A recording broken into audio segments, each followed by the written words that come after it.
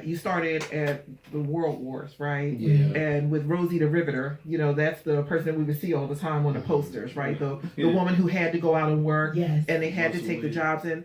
And some of them not necessarily wanting to, but it became a necessity because there would have been a standstill in the culture, right? Absolutely. Because there were so many men who were deployed to go out and to fight. So then women had to be trained to go on it and to take on these other roles. But if we can back up a century earlier or two to 1848, and that's where the women's movement, women's rights movement actually started.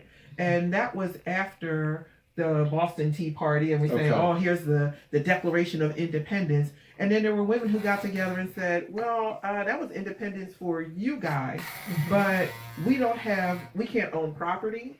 We don't have the right to vote. Yeah. There are laws about marriage, divorce, and everything else, and they're written by men, and we have no say-so in them.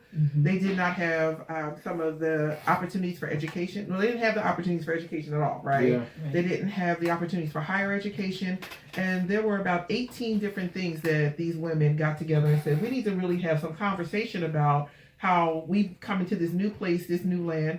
And there were issues with that, right? That's another topic, right? It's about racism. Yeah. But they said, now, here we are, the women who are here supporting, and we have no rights whatsoever. And so they convened in 1848, going back quite some time, saying, we need to start now and have this conversation about women having rights and women having the opportunities that everybody said that we left over England from and came over here for. So if there's independence, they wrote a declaration of sentiments of things that needed to go down for the women.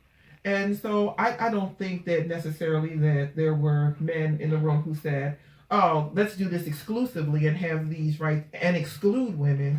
But that's what happens a lot of times in the narrative. If the woman's voice isn't there, then they're not included, right? And so that was a whole conversation of men who got together and put together the Declaration of Independence and didn't necessarily think to invite the female voice.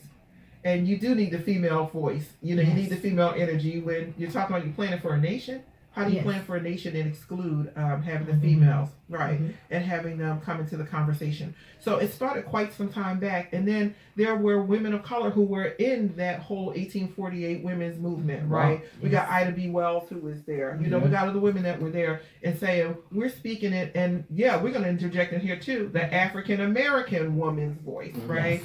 So it wasn't just that they had to say, there are some issues, but they uniquely impact African American women as well. And so we have this coming all the way from there, and then moving further as different things happened in our nation. There were different milestones in our nation. And so there was the impact going further on what women were doing in women's rights there, right? So we couldn't even vote. So around 1920, here we go, the suffrage movement, and then you earned the right to even be able to vote and to be a part of the political process and have a voice in the political process. And that wasn't candidates in the political process. That was just even the right to vote in the political process for a male-dominated system that made decisions about the well-being of everyone, right? So then we move forward, we get even further, and then we hit the time, of industrial revolutions, and we hit the world wars and the women, their participation. And then here we come again, the Great Migrations. We're talking about African Americans moving from the South, coming up to the North, right?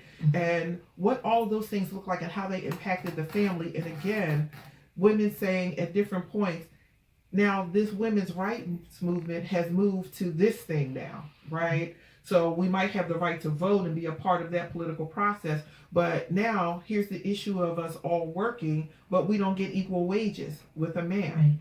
But we still have to, in many cases, there had to be two incomes in a household to be able to make it, so that the family, the woman had to create her own business to help support, and then sometimes go outside of the household and say, I'm going to help support in this manner as well. Especially when we were talking about the times where our families were much larger, right? It wasn't unusual for somebody to have 10 kids. Yeah, we had. I got family members at 12 kids. That's where I come from. That's where I come from. Not 12, bro. But right, and so you're like, okay, we got 12 kids. So when you were in the South, right, having the larger families were needed so that everybody could work the land and there were other things that would take place, right? So then when you moved into a northern economy, part of the challenge was that, so how are you going to live with 10, 11, 12 kids in a tenement, right? And so what do we do now? And how do we make this work for our families? So then we found a lot more people going outside the home for work. And then it became the challenge. The conversation went from equality, and I think we have to have the right vocabulary for every discussion, right? Yeah. So equality means that we want to have the same rights. We want to be on solid footing together. Amen. Right. When we're talking about things of the same rate for the same, for the same work, the same pay for the same work. Right. When we're talking about the opportunity to be a part of the political process so that females can also run, and not just run for office, but also be financially supported to run for office, right? When we're talking about women being able to have a voice at the table about legislation and all kinds of other things. And I know this is sticky because it's a Christian conversation, but internet came into the women's right to choose, right? Don't worry about it. Okay, So, I mean, I don't want to ignore that because that did Right. come. And then sometimes what happened is that in Christian circles, they would say, we're not going to talk about equality because if that, then that means that we're pro-choice.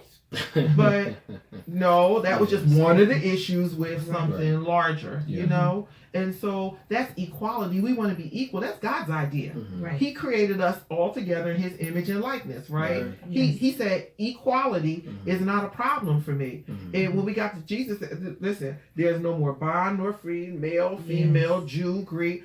Salvation came for everybody, equality. God set us on an equal footing. But then the challenge comes when we're talking about roles and tasks. And I think a lot of times the lingo gets all confused together. And we confuse the issue around what roles the male and the female have and what are the tasks that they might separate or shake down to in the home or in society and things like that. But a lot of times, that role, and I'm speaking specifically